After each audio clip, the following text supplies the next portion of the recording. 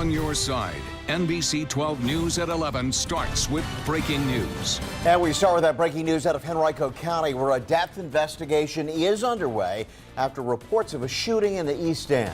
Details are limited right now, but we do know that just before 10 o'clock tonight, Henrico police were called to the 200 block of Airport Place. We have crews headed to the scene right now, and we're told Henrico police are still on the scene, so we'll be sure to bring you updates as soon as they become available.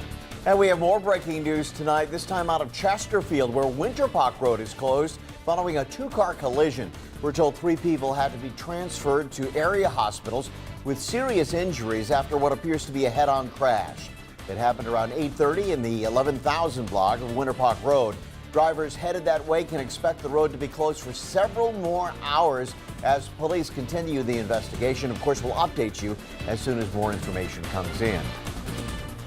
Turning now to radar, where it appears more showers continue to move across the area, with more on the way overnight. Meteorologist Jim Duncan joining us now with an update on how much rain we should expect. Jim. Yeah, it looks like probably another couple tenths of an inch of rain at least later tonight. But you know what? The temperatures are just this is crazy. 55 degrees. Here we are, 11 o'clock at night, January 3rd. It's winter time. This feels so weird, and we've had these warm temperatures, of course, for several days now. Well, the trend continues, and now we have the rain, of course, feeding into this. There you can see the rain coming into Metro Richmond, another big area of it from the southwest, and is racing to the northeast and on our doorstep right now. This area now moving out of Lunenburg County, brings it through Kenbridge in the next 10 minutes or so, Farmville by 11:13, Rains Tavern by 11:20. Then this heavier shower now into eastern Powhatan, moves into western Henrico across that area of the metro area within the next 10 or 15 minutes. It's all moving fast. So there's just a lot of showery skies out there, and that will continue overnight tonight. Coming up, though, in your first alert forecast, I'll be talking about when the rain will finally move away from the area into the full weekend forecast, and then colder weather next week, but nothing extreme. But we're going to finally get back to closer to normal, at least for a while, with our temperatures. I'll have your full updated forecast coming up. Carl and Kurt. All right, thanks, Jim. Now at 11, 3,500 additional American troops are now headed to the Middle East after President Trump announced the killing of one of Iran's top generals by U.S. military forces. Iran is now threatening harsh retaliation for the death of Qasem Soleimani, who was killed in an aerial ambush at Baghdad's airport. We get the latest now from Richard Engel in Iraq. The aftermath shows an attack that was deliberate and sustained. With around a half dozen explosions, the Americans firing with drones clearly didn't want to miss their target, Iran's general Qasem Soleimani. He'd reportedly just gotten into Iraq from Beirut and was leaving Baghdad airport when he was killed in a convoy of vehicles along with a top Iraqi militia leader. President Trump tonight.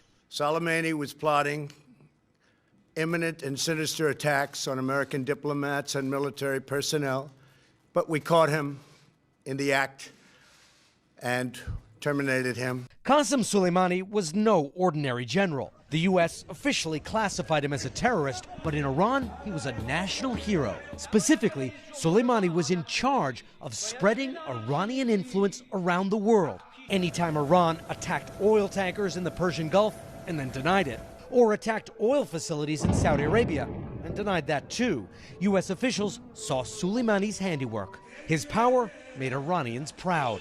Today, Iranians in the thousands came out to show their love and their anger. For years, Soleimani operated in the shadows, and he spilled a lot of American blood. He was the secret architect of a long campaign against U.S. troops in Iraq after the 2003 invasion, killing hundreds. Iran's top Ayatollah visited Soleimani's family and promised severe revenge. The most immediate concern is in Baghdad, where Shiite militia leaders loyal to Soleimani, the same militias that for days attacked the U.S. embassy, will take to the streets tomorrow to mourn and show their rage. And tonight, an Iraqi security official tells us there's been yet another American airstrike on a convoy, this one a convoy of Iraqi Shia militia leaders, the same Shia militias who are expected to protest in Baghdad, not far from the U.S. Embassy, an angry demonstration that now could be a lot worse, a lot more dangerous. Richard Engel, NBC News, Erbil. And here at home, those with connections to military posts are on edge tonight due to the uncertainty of what might happen next. And tonight we're getting reaction from a local Iranian-American woman who's in touch with relatives in Iran. For that part of our story, let's turn now to Brent Solomon. Solmaz Tagavi, a Henrico-based attorney, is an Iranian-American. Much of her family is in Iran. My cousins and aunts and uncles have trouble paying for gas, milk, bread, finding jobs, not being able to travel outside of Iran. It's why some in the Middle Eastern nation began celebrating after learning President Trump ordered a fatal airstrike against the nation's military commander. The symbol of him being assassinated by a U.S. drone to some Iranians may mean that freedom is on its way, but in reality, the U.S., at least at this point, doesn't have any intention of a regime change. Friday, Trump confirmed he's not seeking a regime change in Iran, but wants the nation to change how it operates. Since Iran threatened retaliation, many locals with military ties are understandably concerned. People have been calling, trying to figure out what's going on, what's their options, what can they do. The psychological bondage and the fear of the oppression that war causes is having an adverse impact. People are on edge. Michael Castile with the American Federation of Government Employees says the concern isn't over defending our country. It's over the uncertainty of why they may need to. And we don't understand why it's occurring because nobody is explaining why did we attack another nation. I could see if we had an understanding this was imminent, or this was coming, but it wasn't.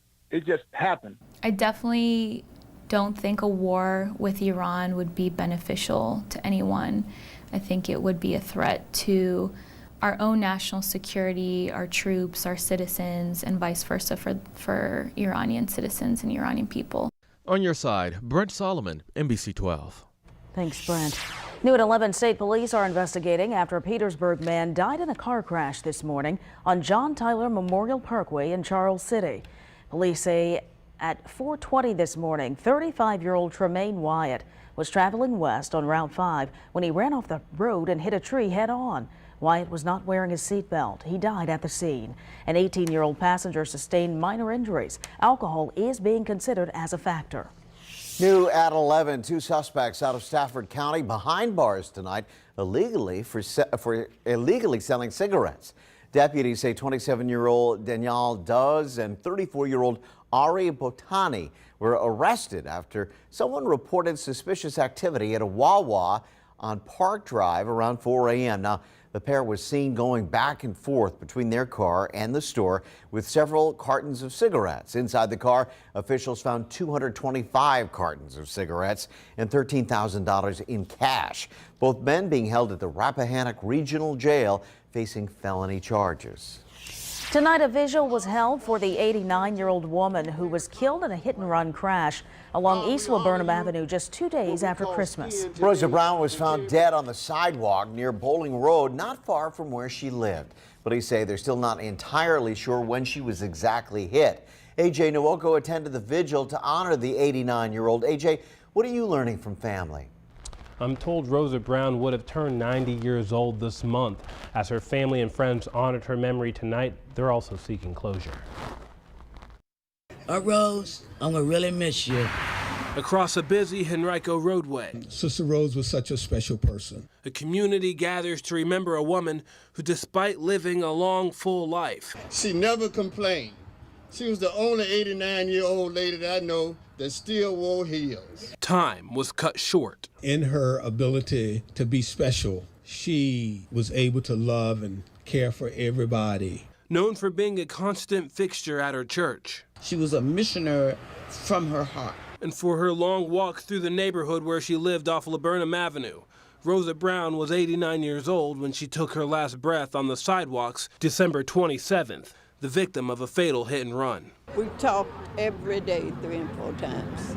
So now every time the phone rang, you know, it hits me. Her stepsister, Cora Shern, remembers waiting for her phone to ring to speak with Brown the day the news broke. When the phone rang, I said, oh, that's her. And that was the police.